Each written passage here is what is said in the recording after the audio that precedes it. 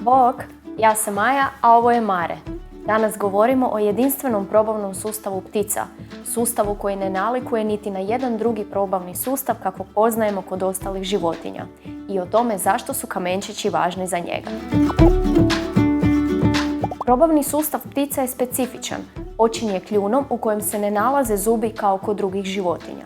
Kljun pticama služi za uzimanje hrane i čišćenje sjemenki od ljuski.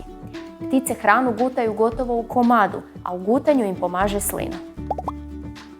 Progutana hrana ulazi u jednjak, na čijem se kraju nalazi proširenje zvano voljka.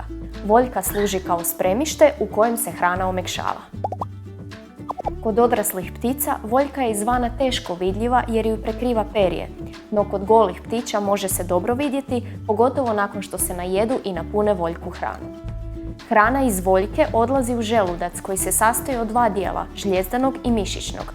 Žljezdani želudac razgrađuje hranu pomoću probavnih sokova, dok se u mišićnom hrana usitnjava uz pomoć kamenčića koje ptica proguta. Iz želuca hrana odlazi u tanko crijevo u kojem završava razgradnja hrane i hranjive tvari odlaze u krvotok. Neprobavljeni ostaci hrane odlaze u debelo crijevo te napuštaju tijelo kroz kloaku. No vratimo se sad na ono što je za vas kao vlasnika ili budućeg vlasnika pernatog ljubimca važno znati, a to je uloga kamenčića u probavi ptica. Ne zaboravite uvijek osigurati jednu dodatnu zdjelicu u krletci u kojoj ćete staviti pijesak ili grit. Tako će vaša papigica uvijek imati izvor čistih kamenčića koje će po potrebi jesti i osigurati mišićnom želucu pravilan rad i potrebno usitnjavanje hrane. Do idućeg puta, pazite na sebe i svoje ljubimce. Pozdrav!